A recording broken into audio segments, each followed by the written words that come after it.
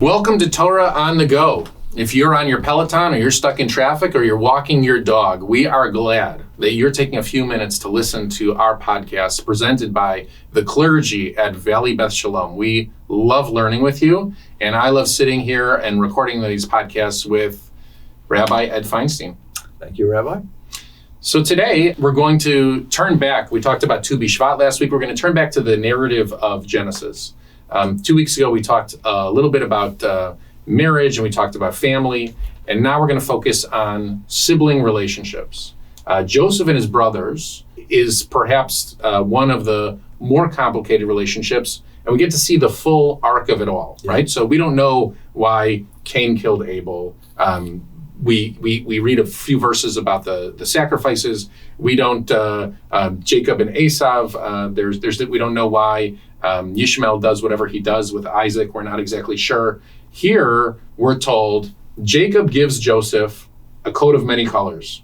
The brothers understand completely that he loves Joseph more than he loves all of them, and the Torah tells us Vayisna'ehu oto, and they hated him, or they despised him, or they were jealous of him, however we understand that.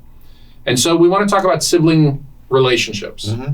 You have 3 brothers. Yes. I have a brother and a sister, and we'll mask all of their names. They'll all become Joe for this conversation about Joseph and his brothers. So tell me a little bit about growing up with Joes. Well, I think that it's very clear why this happens, because Joseph's brothers tried to sell him into slavery, and I tried to sell my little brother into slavery. And it was only my bad luck that the Midianite caravans didn't pass through Canoga Park. They went south to Woodland Hills, that my brother never got to Egyptian slavery. Look, let's talk seriously.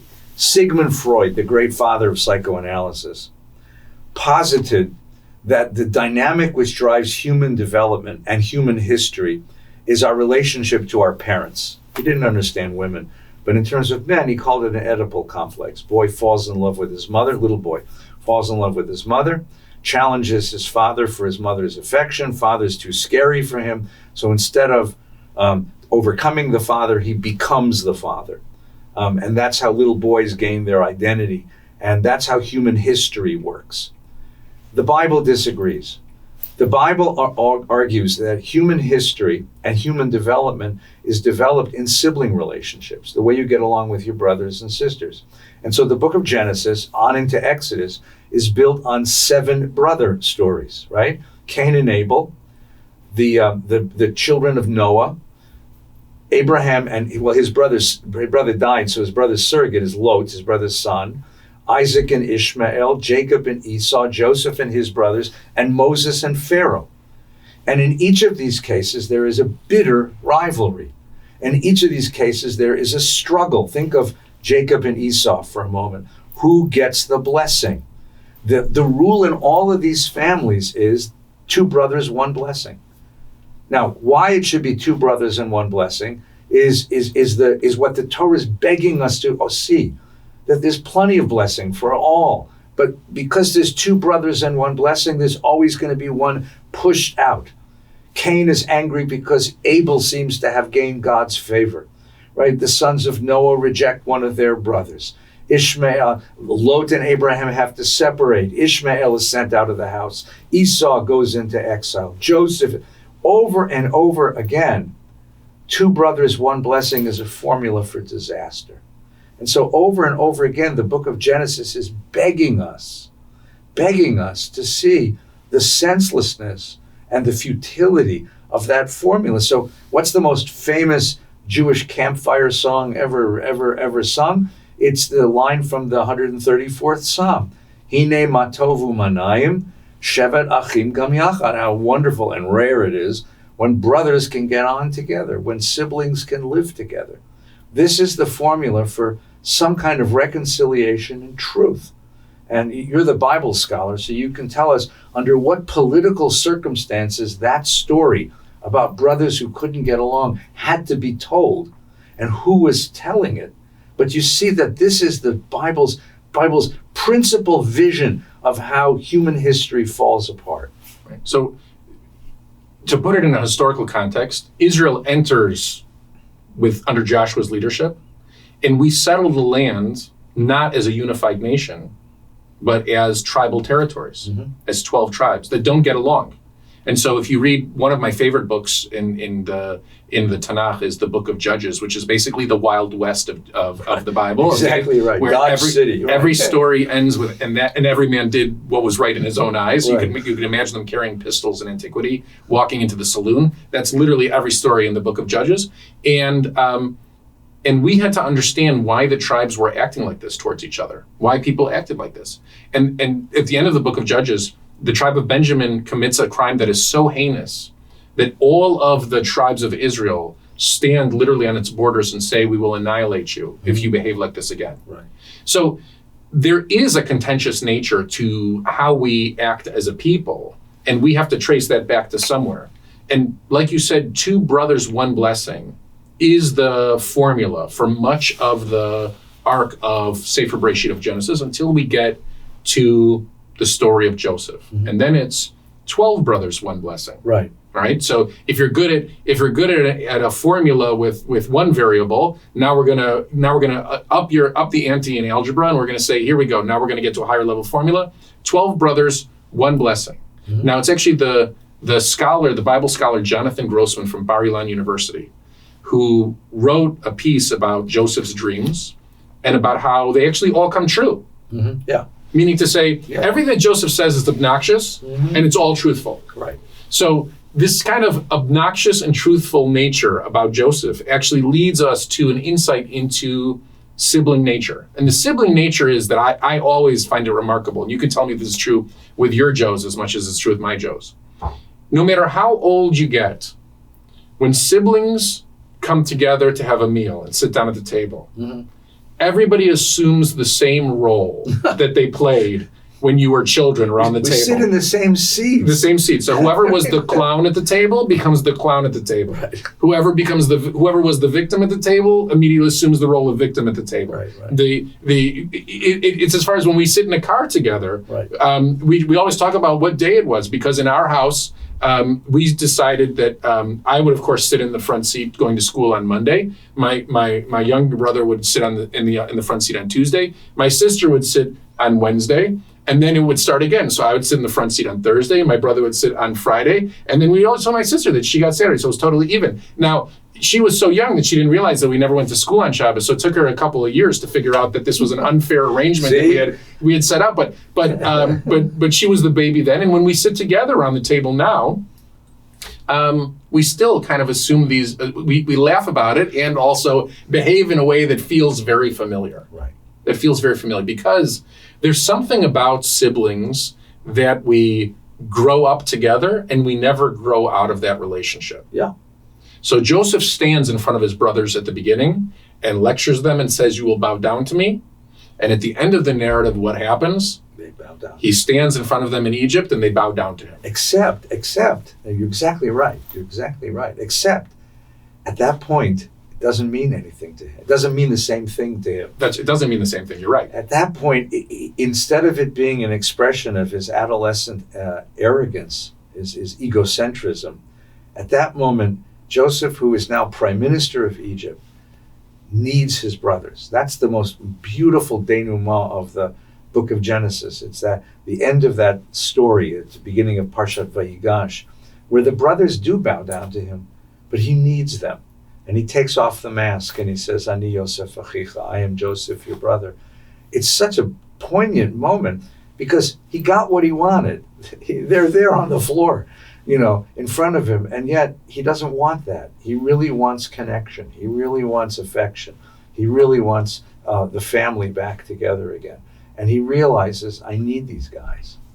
If we were to count the columns in the Torah, in the book of Genesis, there's more ink spent on Joseph's story than any of the patriarchs. If you look at Abraham versus Isaac versus Jacob versus Joseph. It's a full novella. It's a full novella. That's exactly right. It's a full novella. We track him from an early age all the way through the end of his life. Mm-hmm. And we track this relationship in more detail between him and his brothers than between any of the relationships in Genesis. And it is a question we're supposed to ask, which is, between husband and wife, between father and son, mother and son, between grandparent and grandchild. The sibling relationship is actually the one that we're going to live with for the most of our lives. Right. We're going to stay with we're going to be in relationship, live alongside our brothers and sisters, even longer than we live alongside our partners. And then to make it worse, of course, and you have this experience, as do I, then we watch our children. That's right. As siblings. That's right. And it breaks our hearts as parents to see, like, oh gosh, like they're at it again. Right. The teasing. We find the wonderful thing about watching children grow up is that you discover that they innovate new ways to tease each other, Yeah. right? That build upon whatever teasing we had as children. And I have to tell you that the hope and the blessing, and I'm sure that you share this as well, is that your children grow up wanting to maintain that relationship with each other, valuing that bond with one another, wanting to remain, wanting to maintain that connection, to foster that connection, because there's something beautiful about the end of the story where Joseph says, I will not punish you. Mm-hmm.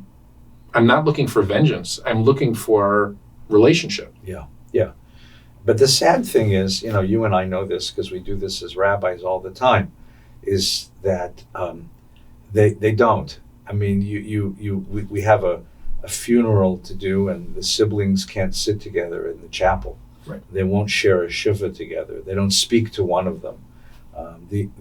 It's not just teasing. It turns into real antagonism and rage. And I remember I told this story many times about my bubby. My bubby was one of 5, and they hated each other their whole lives.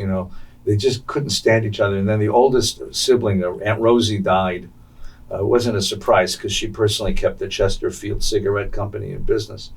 And when she died, like the other siblings, the other 4 women came to the grave and they were weeping like hysterically. And I said to my grandmother, Bubby, you hated Aunt Rosie. You wouldn't say one nice thing about it, Rosie. And I said, what are you crying for? And she said, that's what I'm crying for, all the years that we missed.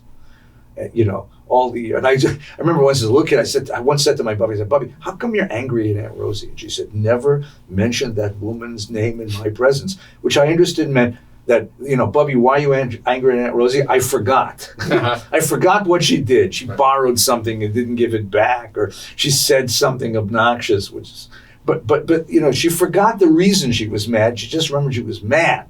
And the grudge never left until one by one they all died. Of course, a couple of years they all died.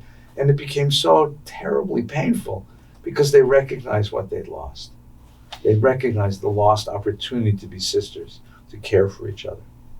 We officiate a lot of Shiva in the community, and it was a couple of nights ago. Somebody came up to me, and I wish I could remember which rabbi that they were referencing.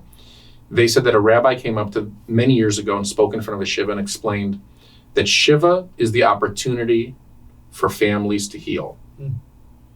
That so much happens in a Shiva house in terms of opportunity to reorganize a family unit once a patriarch or a matriarch, the parents are no longer present. Mm-hmm. It's a test to see, do siblings want to spend the rest of their lives under the same auspices, right, in the same context in which they were raised. And I have to tell you, when you think of it like that, it becomes a very beautiful opportunity. And maybe, that's what Shabbos dinner is supposed to be. That's what Thanksgiving dinner is supposed to be. That's what, when we have when it's Passover Seder, when we have moments that draw family together, we should look at them as opportunities to really reflect and possibly reorganize the way that a family unit is constructed. Mm-hmm. Joseph actually receives that opportunity. The brothers receive that opportunity. Right. And we see that Joseph matures. Joseph matures from being kind of a snotty, arrogant kid, right, who always says that he's right, to becoming this ruler who's humble enough to take care of the rest of his family. Mm-hmm. He's no longer interested in telling his family that he's right and he's better than them. He actually wants to be generous and take care of them. He earns the value. He learns the value of responsibility. Right. He learns that, and then the other character in that narrative at the end of Genesis is Judah. Right. Judah starts out, I think, as the most cynical of the brothers, because he's the one who said, why kill the kid? We can make a few bucks off the deal, right? But sending a beautiful young boy into slavery in Egypt is worse than death. And then Judah has his own adventures. Judah loses 2 of his own kids. And suddenly Judah begins to change. And that incredible speech at the beginning of Parshat Vayigash, where Judah, Vayigash means steps forward. He steps forward into the encounter. He steps forward morally. And he says basically, he tells Joseph, he doesn't know it's Joseph, he thinks it's the prime minister, the story of the father who lost a son and is about to lose another one. And Judah at the end of the story says, take me and hold me your prisoner forever, but don't take that one, my brother. Send my brother back to my father because I couldn't bear this. And when Judah's willing to be that vulnerable and protect his brothers, Joseph sees that they've really changed. So the character development of Judah is so beautiful in the Bible. And of course, Judah is our ancestor. We are Jews because we are Judeans, because we are his descendants. And it's such a beautiful picture of the maturing of a soul. So there's actually a wonderful teaching by the Lebovitz Rebbe, Rabbi Menachem Schneerson, who taught that moment would determine the future of Judaism. Mm-hmm. Joseph and Judah standing face to face. At the end of the previous parsha, Joseph kind of dismisses the brothers. Mm-hmm. It's the end of the conversation. He says, "I'm going to keep Benjamin, and the rest of you go, and that's it. We're done." Mm-hmm. And Vayigash, just like you explained, after being dismissed by possibly the second most powerful person in the world, mm-hmm. Judah has the chutzpah to say, actually, the conversation's not over. I refuse to allow this conversation to end, and steps forward. And in that stepping forward, in that refusal to accept a reality in which the family is torn apart, we become Jews following Judah. In theory, we could have been Joes following Joseph. If it had Joseph won the argument, but we become Jews. And we carry this principle with us, that we refuse to allow our family to be torn apart. Ever since I returned back from Israel, I've been wearing this chain. You see lots of people wear this chain. The chain says, "Halev shelanu shavui ba'aza," that my heart is being held captive in Gaza. Mm-hmm. And it's a chain that acknowledges that human beings were stolen and are being held captive. Yeah. And in so many ways, it's the exercising of that same value. We refuse to accept a reality in which our family has been torn apart. And it comes back to this moment where Judah and Joseph stand face to face with one another, mm-hmm. and we won't allow the conversation to end. Yeah, it's interesting because the Bible, and I imagine the early rabbinic tradition, even through the Middle Ages, assumed that families would continue to live within proximity of each other. So, your brothers and sisters live in the neighborhood. So we are part of the first generations of Jews who, I have 3 brothers and they live everywhere. One brother's in Israel, one brother's in Boston, one brother's here. So we're all over the place. And it creates a certain kind of scenario where you're almost given the choice about whether you want to go on being siblings or not. Because we don't live in the same neighborhood, it takes some effort to come and see each other. I know families that are very careful about showing up for the bar mitzvah, for the wedding, for the bris, for the shiva. And then other families where people, become the distance enforces a kind of alienation.